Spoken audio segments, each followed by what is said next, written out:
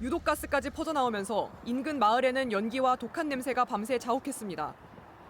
음성의 한 액체연료 공장에서 지하 탱크에 보관 중이던 화학물질이 폭발해 터져 나오는 사고가 났습니다.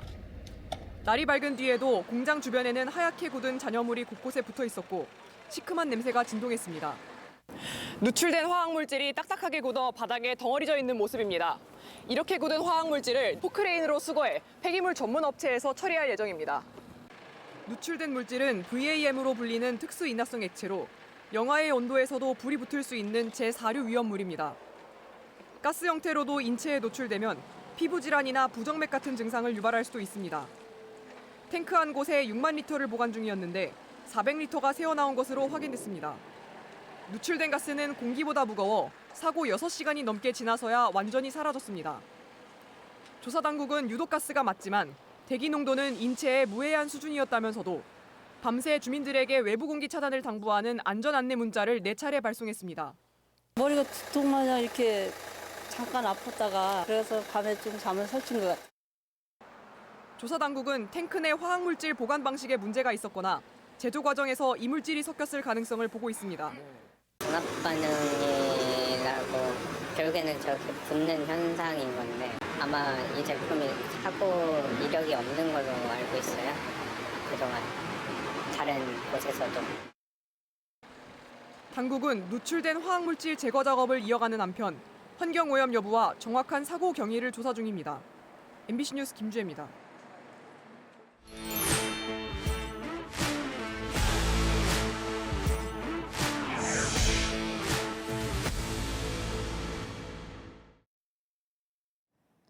충주시청 임예진이 동아마라톤 2연패에 이어 전국체육대회 1000m에서도 우승했습니다.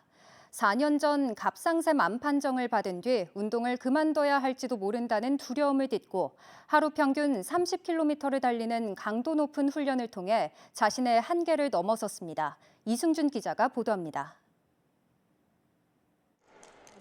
부산 아시아드 경기장 400m 트랙을 25바퀴 도는 여자 일반부 1000m. 14바퀴를 남기고 임예진이 치고 나갑니다. 마지막 한 바퀴를 남기고 2위와 반 바퀴 이상 차이를 벌렸습니다. 결승전을 가장 먼저 통과하는 순간 33분대의 기록이 전광판에 떠올랐습니다. 포기하고 싶은 생각은 조금씩 하긴 했었는데 그래도 이제 기록을 보다 보니까 앞에도 이제 1등 하고 있으니까 그것 때문에 포기하지 않고 뛰었던 것 같습니다. 지난해와 올해 동아 마라톤에서 우승한 뒤 전국 체육대회에서도 2년 연속 금메달을 목에 걸었습니다. 최고 기록을 깨서 일단은 기분은 상당히 좋고요. 일단 금메달 작년 이어서 2연패를 해서 기분이 좋습니다. 이런 성과 뒤에는 힘겨운 시간이 있었습니다. 4년 전 충주시청 입단 직후 받은 갑상샘암 진단. 평생 운동만 했는데 계속할 수 있을지 두려움이 컸습니다.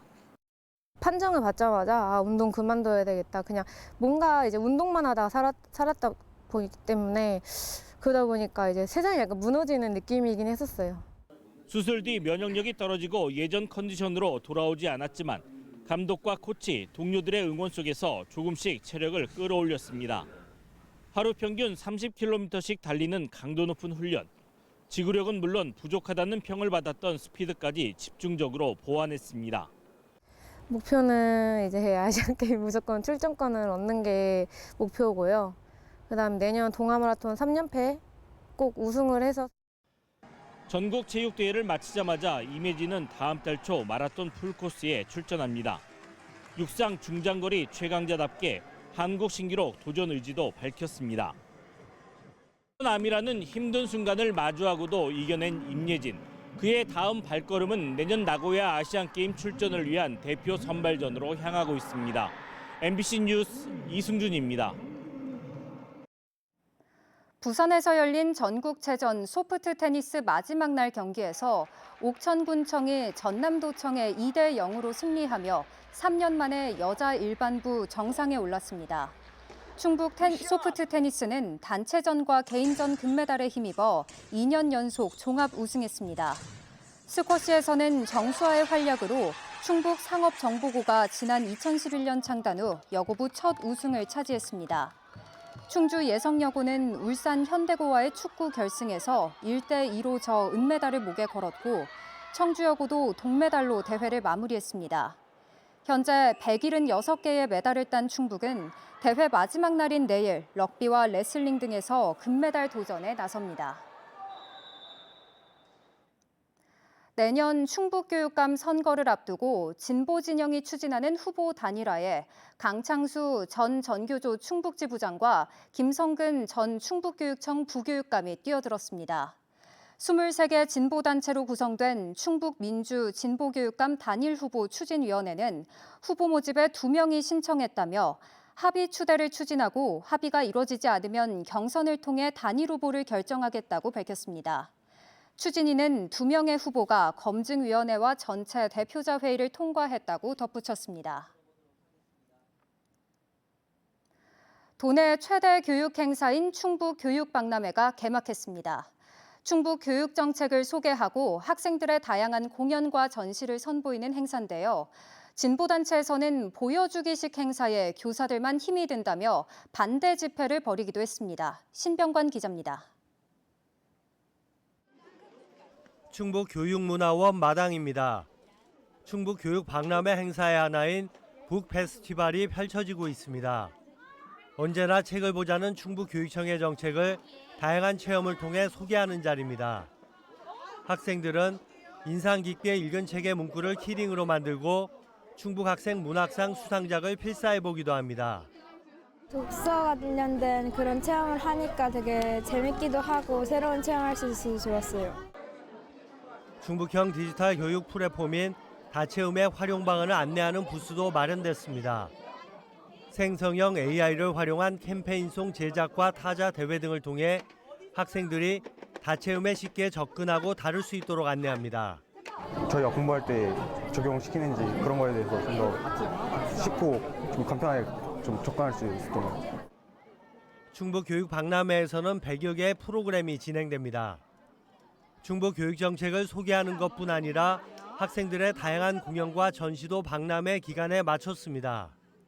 학내 행사로 끝내지 말고 좀 더 많은 학생과 교사, 학부모들에게 선보이고 공유하자는 취지입니다.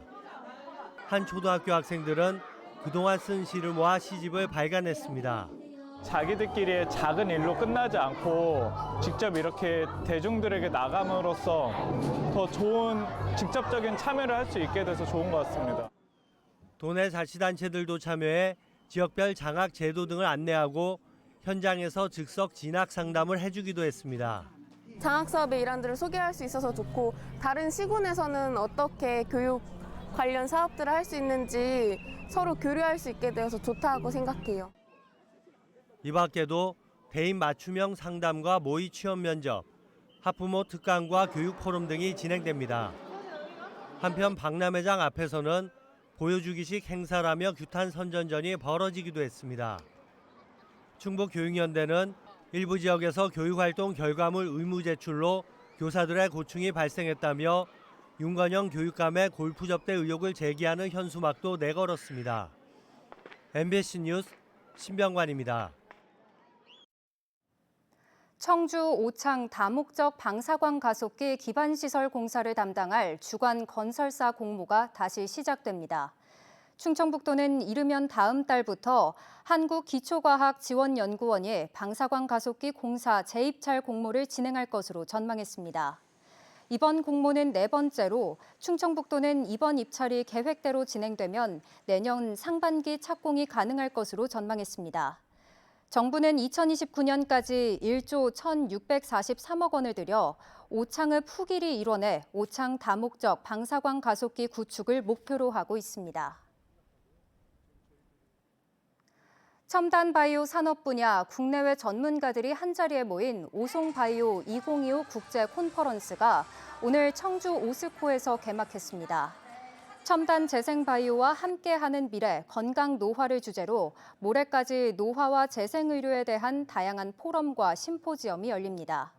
개회식에서는 노화를 더 이상 자연스러운 현상이 아닌 질병으로 관리해야 한다는 내용과 오송을 세계적인 의료관광 도시로 견인하겠다는 포부가 담긴 선언문이 낭독됐습니다. 2025 오송 뷰티 시니어 대회가 오늘 청주시 오송 CV센터 대회의실에서 열렸습니다. 세종경제뉴스가 주최한 이번 대회에는 예선을 통과한 55세 이상 시니어 후보 25명이 참가해 평상복과 한복 워킹을 하고 장기를 뽐내며 작년에 건강한 아름다움을 선보였습니다. 이번 대회는 오송 화장품 뷰티 산업 엑스포 부대 행사로 개최됐으며 대상을 비롯해 5명이 본상을 받았습니다. 충주시가 매년 수십억 원을 들여 청년 관련 사업을 추진하는데도 청년 인구 감소세가 여전한 것으로 나타났습니다. 이옥순 충주시 의원은 5분 자유 발언에서 19세에서 39세 사이 충주 지역 청년 인구는 지난 2020년 4만 9천여 명에서 올해 4만 4천여 명으로 5천 명 넘게 줄었고 특히 최근 2년 동안 1,400명 이상 감소했다고 말했습니다.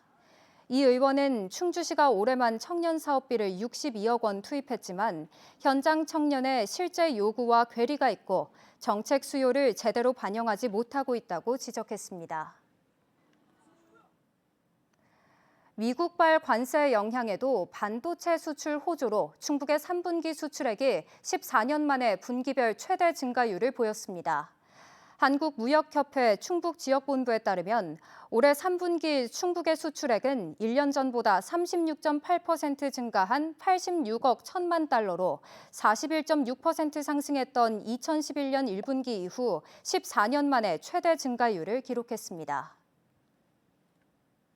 뉴스를 마칩니다. 고맙습니다.